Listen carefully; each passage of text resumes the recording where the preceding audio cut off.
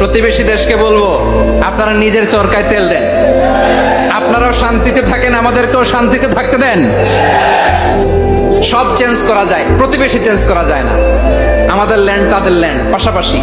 আমরা চাই তারাও সুখে থাক, আমরাও সুখে থাকি, ঠিক কিনা? কিন্তু প্রতিবেশী হলে বন্ধুত্বপূর্ণ আচরণ করতে হয়।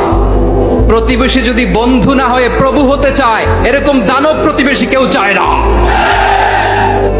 ভারত যদি বন্ধুত্ব উপহার দেয়, আমরাও বন্ধুত্ব দিব, কি বলেন? তারা যদি বন্ধু সুলভ আচরণ করে, আমরাও বন্ধুত্ব উপহার দেব। কারণ আমাদের পররাষ্ট্র নীতি হচ্ছে সবার সাথে বন্ধুত্ব, কারোর সাথে বৈরিতা নয়। আলহামদুলিল্লাহ বলেন, কত চমৎকার পলিসি আমাদের। আমরা নির্বিবাদী, আমরা বাংলাদেশিরা শান্তিকামী। We are proud of that. এজন্য আমরা গর্ববোধ করি। আমাদের পররাষ্ট্র নীতি সবার সাথে বন্ধুত্ব, কারোর সাথে শত্রুতা নয়।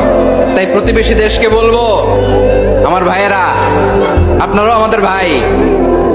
বন্ধুত্ব দিলে বন্ধুত্ব পাবেন। বন্ধুত্ব ইজ ওয়েলকাম, দাদাগিরি নয়। বন্ধুত্ব ওয়েলকাম, দাদাগিরি নয়। Loud and clear.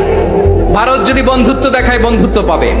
কিন্তু ভারত যদি বাংলাদেশে আধিপত্যবাদ বিস্তার করতে চায়, বাংলাদেশের 18 কোটি জনগণ সেটা রুখে দেবে।